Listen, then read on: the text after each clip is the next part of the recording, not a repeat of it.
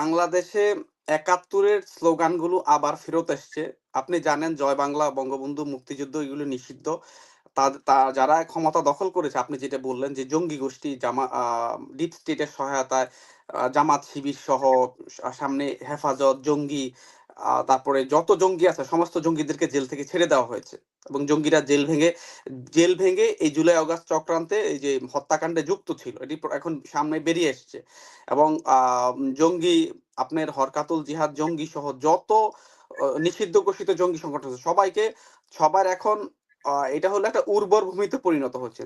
এই কারণে চরম ভারত বিরোধিতা ৭১ এর মতো এবং শিবির জামাতের ছাত্র সংগঠন শিবিরের যে মাসিক প্রকাশনী ছাত্র সংবাদে এইজন্য এই দুঃসাহস দেখানো হয় যে ভারতের জামাত একমাত্র দূরদৃষ্টি সম্পন্ন দল। তারা বুঝতে পেরেছে যে এই স্বাধীনতা সত্যিকারের স্বাধীনতা না, সত্যিকারের স্বাধীনতা নাকি ৪৭ এবং ২৪-এ, এবং মুসলমানরা ভুল করে স্বাধীনতা করেছে তাদের নাকি সেজন্য অনুতপ্ত হওয়া এবং ক্ষমা চাওয়া উচিত।